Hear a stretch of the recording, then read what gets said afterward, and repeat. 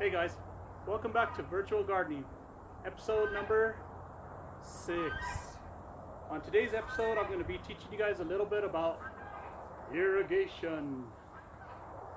Irrigation and watering are pretty much the same thing, but if you don't have an acequia or a river at home, I can show you guys how to water using a watering hose or a sprinkler. And I'm just going to keep this video a little bit short just because I'm a little injured. So I'm going to try to get all the basics down and show you guys how to keep your garden nice and moist and watered. Alright, so let's begin. Alright, so a few people were wondering why I have these large trenches dug around my garden. If you notice, there's a trench there and a trench there. And the reason for that is because there actually is a river that flows right through my property. Now this has gone dry, so it usually runs till about July, August, and then eventually we don't have any water because it gets pretty dry in our mountains. I think it's based off of snow melt and watershed. But pretty much this is the basics on irrigation using an acequia system. What we use is some sandbags at the end, and we kind of block off where the trenches begin. Some of them will have head gates with wood and different stuff. Basically what we do is we put a piece of wood there which causes the water to flow right through our acequia, and then we can open up different channels, like we can make the water go down through here, or we can make it go down each row. So all I do is I basically just have the water open. I open up the row with the shovel and just irrigate wherever it's needed. So that's pretty much how we use the acequia. Okay, so if you don't have an acequia or a river next to your garden, you can always use your watering hose. You can put a sprinkler on there, or you could just water straight out of the nozzle. One method that I like to use a lot is I like to find a big flat rock just like that, and when I water, I'll basically put the water pressure onto that rock. That way it's not eroding away your garden soil. You'll see this in all my gardens. I try to keep them all natural, organic, and I usually put big rocks on the end where I water. Okay, so let's turn the water on. Now I'd like to suggest, when you are watering your garden, you don't have to put it on full blast, and you don't have to water every single day. Let's try to conserve that water, and I suggest watering in the evening or in the nighttime. That kind of just allows it to saturate and get much more hydration. Okay, so as you can see, by using the rock, our soil isn't going anywhere. If you have your hose on full blast and it's just pulling all the dirt away, lower it down a little bit because you're watering too much, or you have your water on high. So this is one method that you can do to water your garden.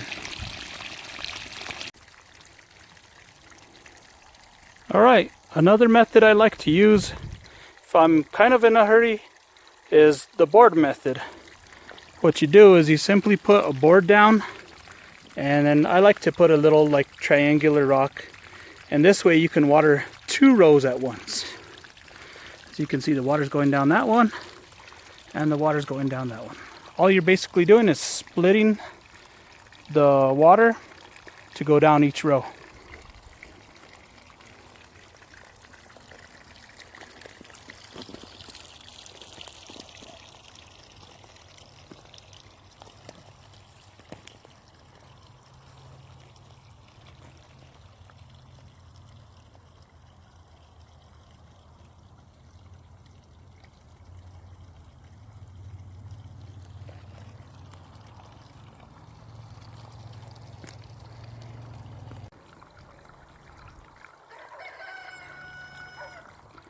One thing that I love about the virtual aspect of virtual gardening is I can actually get some really good shots and show you guys the water going down each row.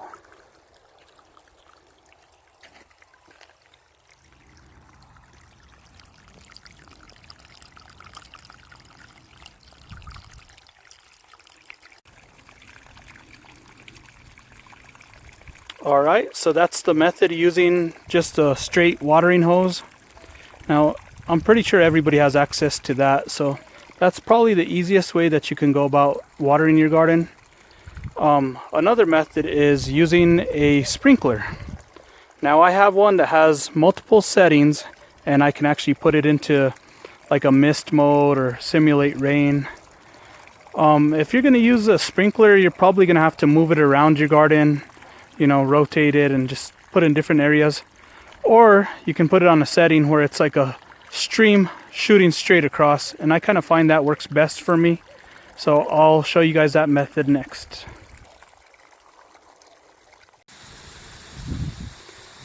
And for the final scene of this video, this is using the sprinkler, and what I'm doing is I'm putting it on the stream setting so it shoots the stream straight across. And I'll pan across so you guys can see that, hopefully.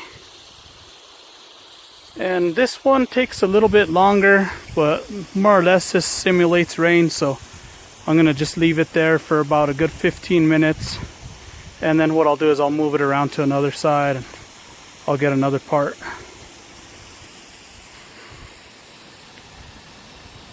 So what you want to do is just move it, you know, different areas, water each section till it gets nice and saturated, and that's it.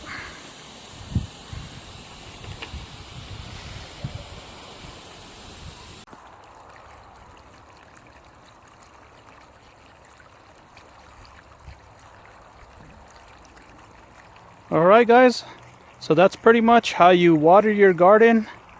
Just remember to conserve the water, don't use too much, don't leave it overnight, that's totally unnecessary.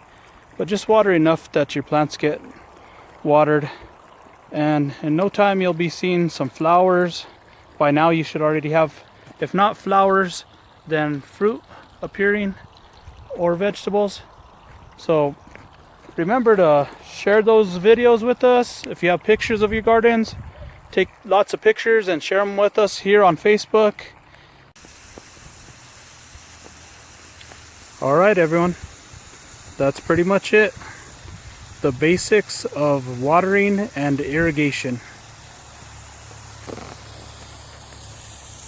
So if you're using a sprinkler, just remember to move it around. I like to put it maybe about 15-20 minutes on each different row. And just remember to conserve your water. At this point we're going through a drought period, so you don't want to water for more than an hour or two a day. I'm at this point watering maybe twice a week for 1 hour. So just keep your plants nice and hydrated. You don't have to saturate the whole ground, just on the area that you're utilizing.